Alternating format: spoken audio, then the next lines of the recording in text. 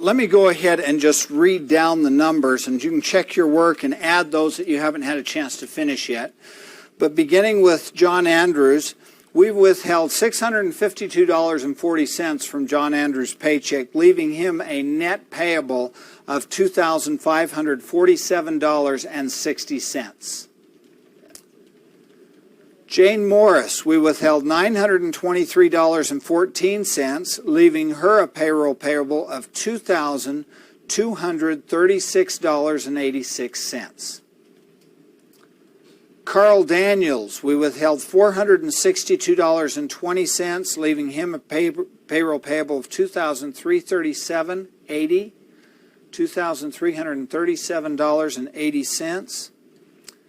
Peter Lund, we withheld $537.55, leaving him a payroll payable of $2,962.45. Okay? Now the total of all withholdings for all four employees is $2,575.29, leaving a payroll payable for all four employees of $10,084.71. Okay? So the next step then is posted to the general ledger. So we take out those two T account sheets that we have, that you posted the other four journals to, and we're going to add this journal into that. Okay? Post the totals in the payroll journal to the T accounts on pages 1.4 and 1.5. Remember that the memo columns are for calculation purposes and are not posted to an account.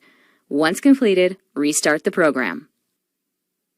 Now, one of the biggest problems that we have when we're posting is getting distracted and not posting something accidentally, and then at the end of the process, what happens? We're out of balance, right? Because something didn't get in there. And so one thing that's helpful to do is each time you post a number from the journal, put a check mark underneath that number in the journal to say that one's done. Okay? So that if you do get distracted, you can go back and say, oh, that's where I was. I've got to pick that up. Those are called tick marks. Okay? And a check mark is usually what we use. If you want to put little hearts and exclamation marks, that's fine too, as long as they're not going to be confused for numbers. Okay? Now with that, you have posted the payroll journal into the general ledger. Look at the general ledger and tell me how much FICA tax your general ledger says that you have posted, or that you owe.